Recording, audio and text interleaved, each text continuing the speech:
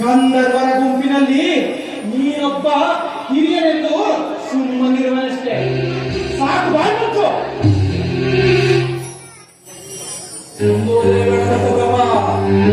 ಮುಂದುವರೆದರೆ ಆ ಮಹೇಶನ ಭಯವು ನನಗಿಲ್ಲ. ನಾನು ಮಹೇಶನ ಭಯಕ್ಕಾಗಿ ಮಾತನಾಡಲಿಲ್ಲ, ಅಧಿಕೃತವಾಗಿ ಮಾತನಾಡುತ್ತೇ. ಅದು ನನಗೆ ತಿಳಿದೇ ಇರುತ್ತೇವಾ?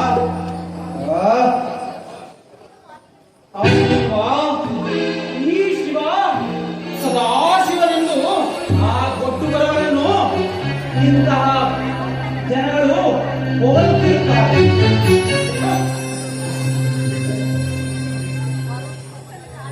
ಅವರಲ್ಲಿ ಆ ಸಾಂಬ ಶಿವ, ಆ ಸದಾಶಿವ ಮೂರ್ತಿಯು ಅದೆಷ್ಟು ಸಚ್ಚತೆಯಿಂದ ಕುಳಿತಿರೋನು. ದಕ್ಷ ಬ್ರಹ್ಮನ ಜಾಮಾತನಂತೆ, ನನ್ನ ಅಳಿಯನಂತೆ.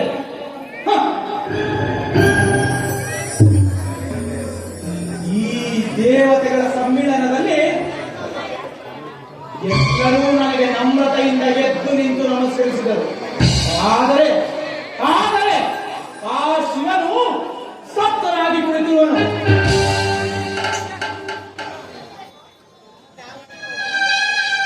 ದಕ್ಷ ಬ್ರಹ್ಮ ಅದೊಂದು ಹಳೆಯ ಮಾವಿನ ಮೌನ ಭಾವ. ಅವನು ನನಗೆ ಅಳಿಯನಾದರೇನು? ಬಾಯಲ್ಲಿ ಮೌನವಾಗಿದ್ದರೂ ಕೈಯಲ್ಲಿ ನಮಸ್ಕರಿಸಬಹುದಲ್ಲವೇ? ಅವನೇನು ಸದಾಶಿವನು? ಇಲ್ಲ, ಸುರವೇಶದಲ್ಲಿ ಬಂದಿರುವ ಮೂಗುಮಾರಿ.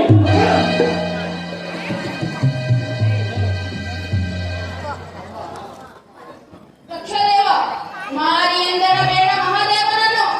ಮಹಾದೇವನನ್ನು ಭಕ್ತಿಯಲ್ಲಿ ಮನವಿಡಬೇಕು. ಅಂತೆ ಪರಮೇಶ್ವರನ ಮುಂದೆ ಯಾರ ಪೌರುಷವೂ ನಡೆಯಲಾಗದು. ನಿನಗೆ ಪರಿಭಾವವು ಗುರುತಿದೆ ತಾನೆ? ನೆನಪಿನಲ್ಲಿಟ್ಟುಕೋ, ನಿನ್ನ ಗತಿಯೇ ಆ ಶಿವನಿಗೂ ಕೂಡ ಆಗುವುದು. ಎಚ್ಚರಿಕೆ. ದಕ್ಷ ಬ್ರಹ್ಮ, ನಾಗಭೂಷಣನಾದ ನಟರಾಜನಲ್ಲಿ ನಿನಗೆ ವೈರವು ಬೇಡ. ನಾಗಭೂಷಣ, ನಟರಾಜ. ಈ ನಿನ್ನ ಹೊಗಳಿಕೆ, ಈ ಹೊಗಳಿಕೆಯ ಕ್ಷೀಣ ಭೂಮಿಯಲ್ಲ ಇದು.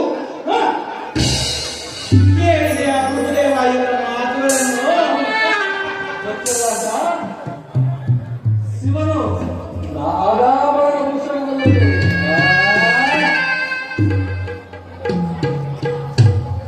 ಆಭರಣಗಳ ಅಲಂಕಾರವನ್ನು ತಿಳಿಯದೆ ಸಣ್ಣ ಸಣ್ಣ ಕಾಯಿಗಳನ್ನು ಸರಮಾಲೆಯನ್ನಾಗಿ ಮಾಡಿಕೊಂಡು ಕೊರಳಿಗೆ ಯಾವಾಗಲೂ ನಾಗಸರ್ಪವನ್ನು ಸುತ್ತಿಕೊಂಡಿರುವ ಆ ನಿಮ್ಮ ದರಿದ್ರ ಶಿವನು ಶೃಂಗಾರ ಭೂಷಿತನೋ?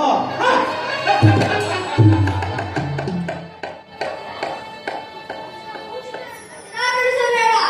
ನಿನ್ನ ಭಾವವನ್ನು ಪಾಶವನ್ನು ಬಿಡಿಸುವ ಪಾವನ ಮೂರ್ತಿಯಲ್ಲಿ ಹೃದಯಾಪ ಮಾಡಬೇಡ. ಜನರೆಲ್ಲವೋ ವಸುಂಧರ. ಸಂಕಟವಿಲ್ಲದೆ ಹೊಗಳುತ್ತಿರುವ ಹೊಗಳು ಭಟ್ಟರು ನೀವು. ಆ ಪರಶಿವನಿಗೆ, ಆ ಶಿವನಿಗೆ ಉಡಲು ಬಟ್ಟೆ ಇಲ್ಲದೆ ಪ್ರಾಣಿಗಳ ಚರ್ಮವನ್ನೇ ಸುತ್ತಿಕೊಂಡು ಆ ಶರೀರಕ್ಕೆ ಕೇವಲ ಭಸ್ಮವನ್ನು ಬಳಿದುಕೊಂಡು ಕೈಯಲ್ಲಿ ತ್ರಿಶೂಲವನ್ನು ಇಟ್ಟುಕೊಂಡು ಬೀದಿಯಲ್ಲಿ ಭಿಕ್ಷಾಟನೆ ಮಾಡುವ ಆ ದರಿದ್ರಸ್ವನು ಭಸ್ಮಾಸುರನು.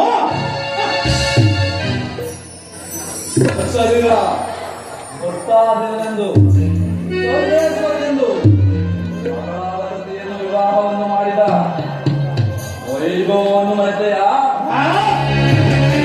ಅದೊಂದು ಕಟ್ಟಿಸಿದ ವೈಭವವಾಗಿದೆ. ನನ್ನ ಮಗಳನ್ನು ಆ ಸ್ಮಶಾನ ವಾಸಿಗೆ ಕೊಟ್ಟೆ. ಒಂದು ಮುದಿ ಬೆತ್ತುವಿನನ್ನು ವಾಹನವಾಗಿಟ್ಟುಕೊಂಡು ಅನೇಕ ಪಿಶಾಚಿಗಳ ಆದಿವಾಸಿ ಆಗಿದ ಆ ಶಿವನು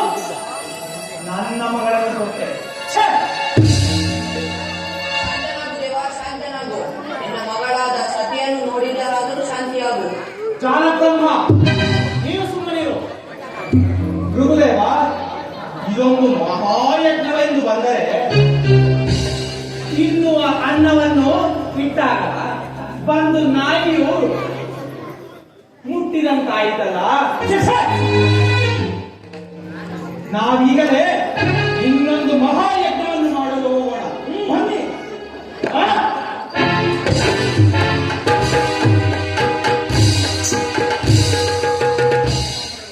ದೇವತೆಗಳೇ,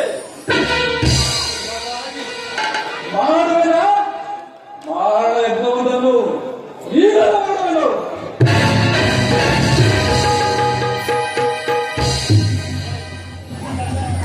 ಸದಾಶಿವನ ಬುದ್ಧಿಗೆ ಮಾತನಾಡಿದ ಆ ದಕ್ಷಿಣ ಮಾತಿಗೆ ನಯ್ಯಬಾರದು.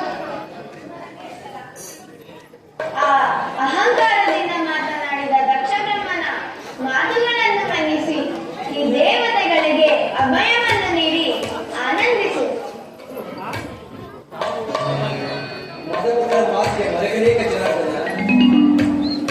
ಮಗಮಕ್ಕಳು ಮಹತ್ತರವಾದ ಕಷ್ಟಕ್ಕೆ ಈಡಾಗುವರು. ಅವರ ಮುಂದಿನ ಕಾಲಚಕ್ರದ ಕಥೆಯಲ್ಲಿ ದೇವತೆಗಳಾದ ನೀವು ಸುಖವಾಗಿ ಮಾಡಿ. ಇದು